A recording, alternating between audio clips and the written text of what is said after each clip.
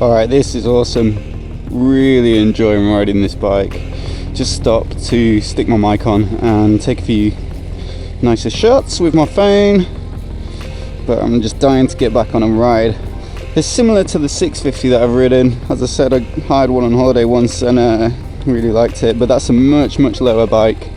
This is quite high up. It's a little bit too high for me, only just.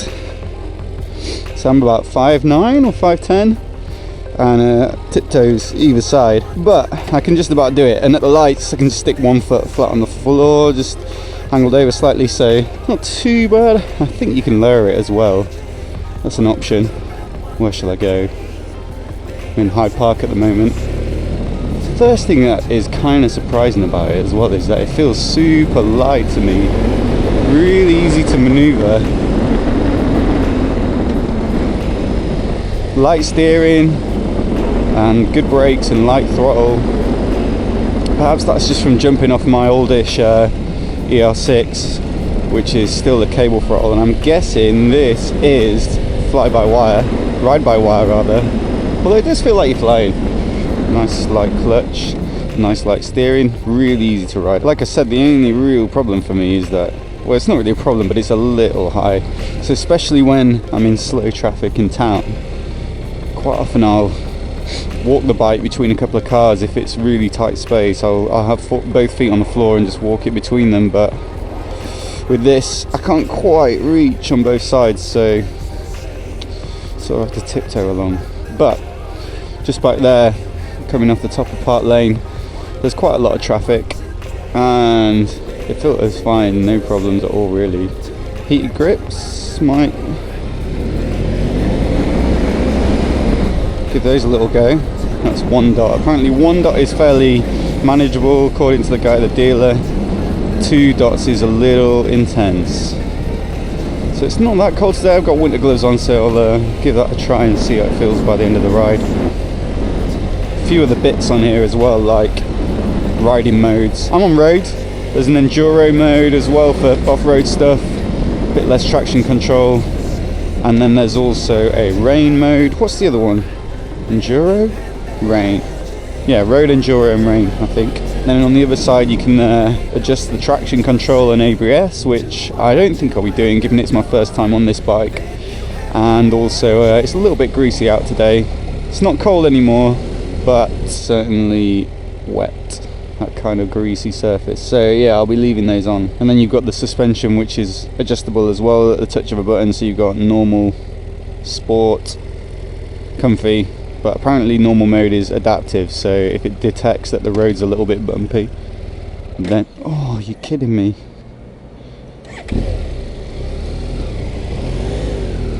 So yeah, if it detects that the road's a little bit bumpy, then it adjusts the suspension accordingly. I might have a little play with that, so let's try out comfy. Probably not really going to be able to tell the difference here. Oh, those heated grips are coming into play. That is lovely. Such a good looking bike as well, I reckon. I mean, not to everybody's taste, but I love the red frame and grey colour. I think it looks pretty nice. I think my bike's about 70 horsepower ish. I think this is about 85, so it's got a bit more go in it, but it's a completely different feel to something like that. It's really kind of low revs, just torquey. You don't really need to rev this at all. Mine only takes off at about 6, 7, 8,000 revs, whereas this is just as long as you don't install it like I did. It sounds awesome as well. I mean, I don't really know how to describe it other than it sounding like a BMW. Oh, I've put such a boring route here. So slow, loads of traffic. Maybe I should have gone up to the A4 or something. Where can I go? Bit more gas off the line there. No problems. Really upright riding position, quite nice wide bars.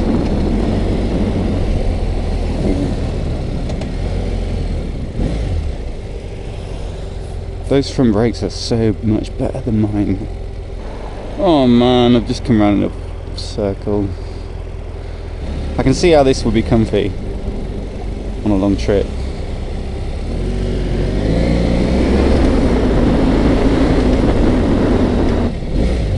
just from the seating position. The saddle's good as well. It's a little bit narrow maybe at the front. Actually, maybe for some folks the saddle might be a little bit on the narrow side, but I guess that's a compromise of it being partly an off-road bike and partly you know, good touring and road bike. Guy in the dealer said that it's £1,000 excess if you crash it, £2,500 excess if you get it stolen.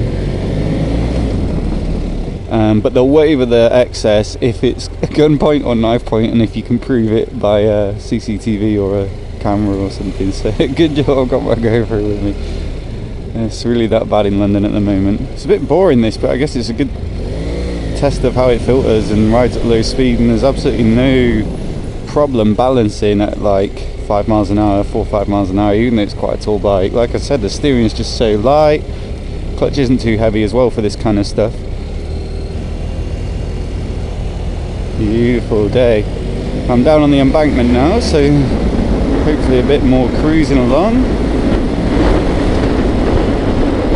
A bit windy.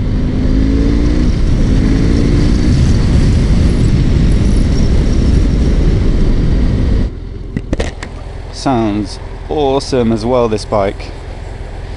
Hopefully you can hear this. Yeah.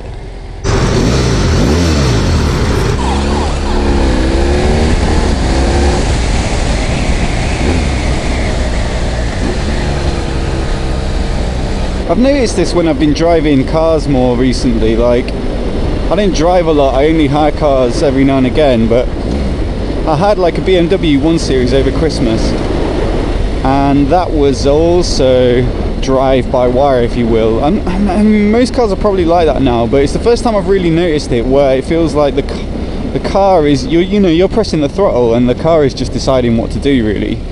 Feels a little bit disconnected, and to an extent I suppose this is like this after getting off my Kawasaki. When you really open it up, it feels like you're not directly in control of how quickly you're going, how much gas you're giving it. And maybe that's a good thing, especially you know, in the wet, or less so for off-road. I don't really know much about off-road riding, so you tell me whether that's good or not. But he said that enduro mode has less traction control and less kind of interference, so I guess you want something more direct. But maybe that's the only negative, I suppose. Like, it is quick when you open it up. Not that I've been able to go crazy fast.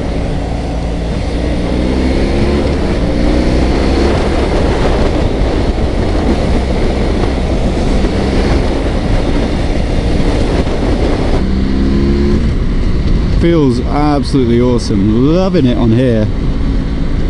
So planted and like easy. Wonder if you can get a bigger screen though. You see the GS's with the big screens. Presumably you can. Be a machine on the motorway then. Should probably get back actually. Wish I'd have had time to get to the M4 maybe, but no such luck. Maybe another time. Get half a bum cheek off the saddle and I can easily get a foot flat on the floor. I think that's the technique that's required. Getting the hang of it now.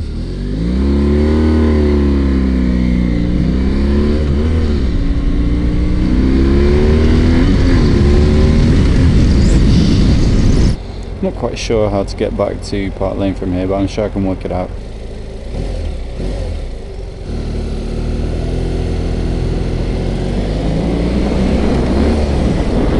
I would absolutely love to be able to say like the adjustable suspension or the different riding modes did this, that and this, but honestly in London traffic you're never really gonna get a feel for that. All I've done is a bit of 40 mile an hour riding on an A road and some filtering and crawling, so can't really say, but I did enjoy it a lot.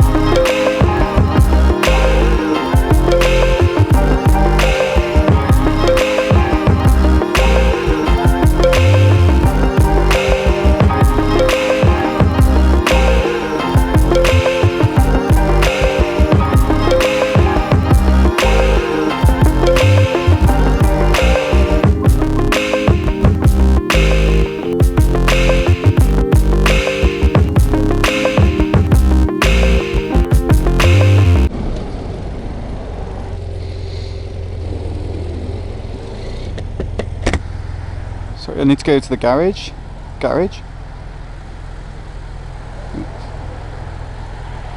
Put it there. And come in.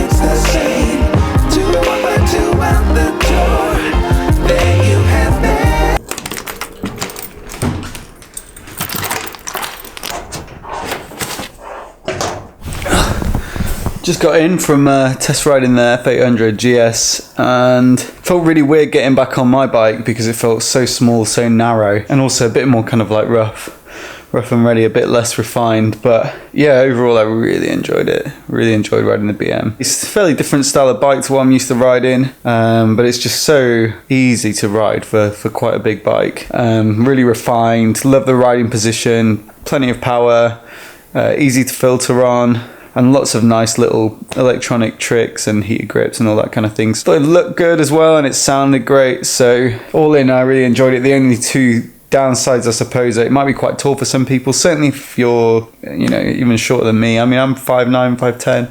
Anything less than that and you might be struggling. You might be able to solve that problem by adjusting the suspension. And as I said, this is probably true of all bikes that are ride-by-wire, but it's a little bit less direct feeling than a traditional throttle. And so sometimes you don't really feel like you're getting out what you put in. Maybe in enduro mode though, or something like that, it might feel a bit more lively, let's say. But yeah, it's great. Awesome bike. I've got a few other test rides coming up over the next few weeks, so I'll keep posting them, and I'm trying a few different styles of bikes. So in the meantime, if you've got any questions about the F800 that I might be able to answer, then post them in the comments below. And for more videos like this, click subscribe.